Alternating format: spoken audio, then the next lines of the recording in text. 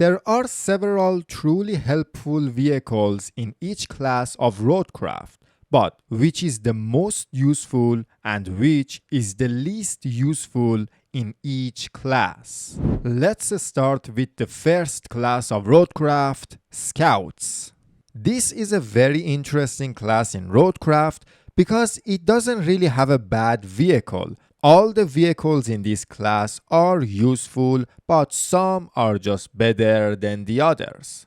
Now, the best scout in this game, in my opinion, is TUZ-303 Carillion. As I've said, all the scouts in this game are really good, but the performance of this one is just amazing. In sand or mud, it doesn't even care. It goes through deep mud like it's nothing.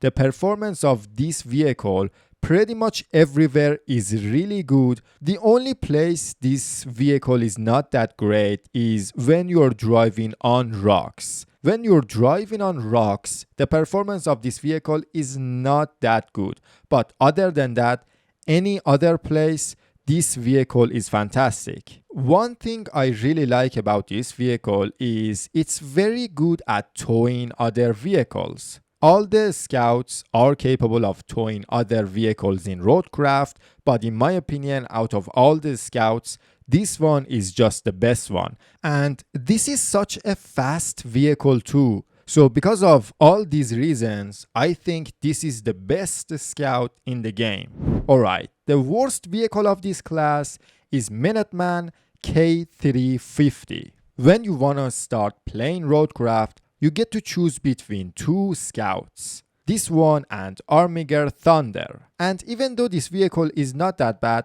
compared to other scouts in this game, I feel this is the weakest one. So there is not much to say about this vehicle. The performance of this vehicle compared to other scouts in the game is not as good, and that's why it's the weakest scout in this game. But I really love the way this vehicle looks. Now for the special equipment. Choosing the best vehicle in this class was actually difficult because there are some really good and unique vehicles in this class. But I think overall the best vehicle in this class is Zik 605E, the heavy equipment transporter. I think overall this vehicle is just incredibly useful if you wanna transport some really big and slow vehicles.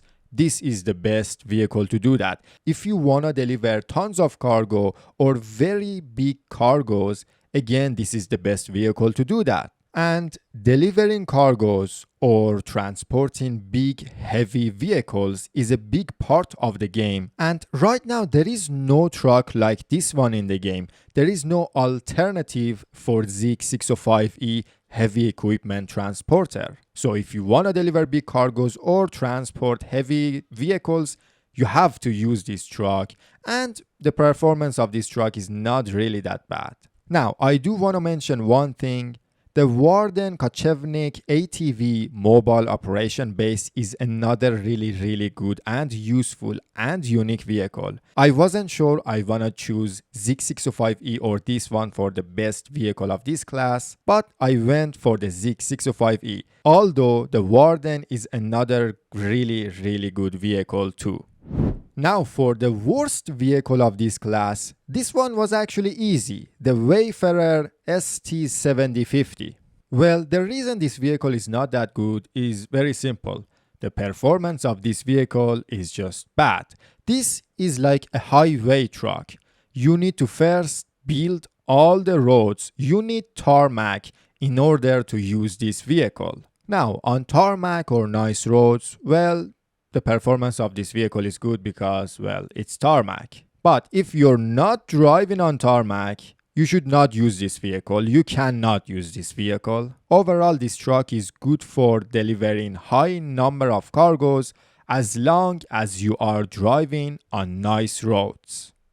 Now, the next class in the game, Roadworks. The best truck in this class, one of my favorite trucks in the game, the Aramatsu Bowhead 30T, tracked heavy dump truck. this vehicle is amazing at so many different things. I mean, in my opinion, this is the best dump truck in the game. The sand capacity of this dump truck is 20 tons, which is not that bad. The performance of this vehicle is incredibly good. And this is why this vehicle is just really good and the best in this class. Not only it works really well as a dump truck, you can use it for delivering cargos, and I mean you can put so many cargos on this vehicle. You can use it for getting rid of trees or stumps, and you can use it for pushing other AI trucks if you need it. So a truck that can do all that without any problem, in my opinion, is a very good truck. Now, for the worst vehicle in the Roadworks class, we have Baikal 65206 heavy dump truck. For two reasons, this vehicle is not really that good. The first one is when you are carrying sand with this vehicle, the sand is leaking everywhere. You're going to drop sand everywhere and it's going to mess up your nice roads, and I really hate it. The best way to deal with that is to dump all the sand at the garage and then go to that area where you need the sand and then fill up your dump truck. But other than that, this vehicle feels very underpowered. It struggles when you're going uphill, and in mud, it's not that good. It's very slow and the front bumper sometimes hit the ground. So in my opinion, this is not a very good vehicle. Now for the cargo class. Picking the best vehicle in this class is the easiest thing you can do in this game. The best vehicle of this class and the whole game is Mule T1 cargo crane truck. Well, you know how I said the Zig 605E heavy equipment transporter doesn't have any alternatives? This is the same. No truck can do the job of Mule T1. It is the only truck in the game that has a cable crane and a sideboard bed. This combo allows you to do so many different things without the need of another truck. So to be honest, Mule T1, like it or not, is the most useful vehicle of this class and the whole game, because you need a cargo bed and a crane most of the time, and this is the only truck that gives you that.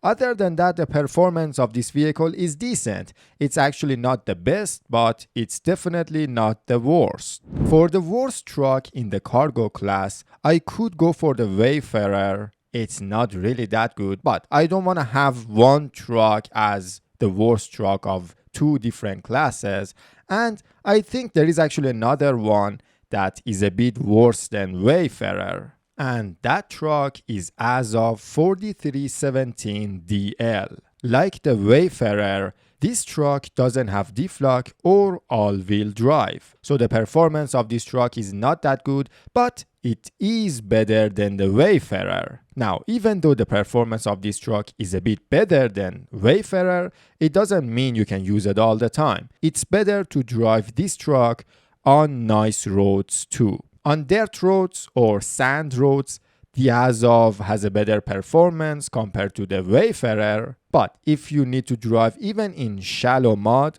you're going to get stuck. So the positive thing about the Wayfarer is you get to carry a lot of cargo. And if you already have access to nice roads, why would you go for the Azov when you can go for the Wayfarer and carry more cargo? And if you want to drive on dirt roads or muddy roads, why would you go for the Azov? The performance of that truck is just not good enough, and even the size of the bed of that truck is not that good compared to something like Greenway.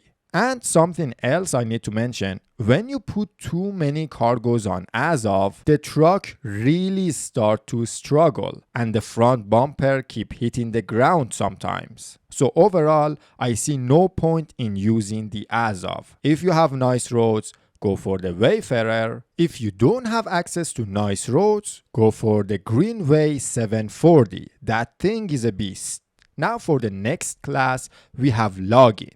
In this class, it's a bit unfair to compare these vehicles to each other, since Each of them are there for a different thing.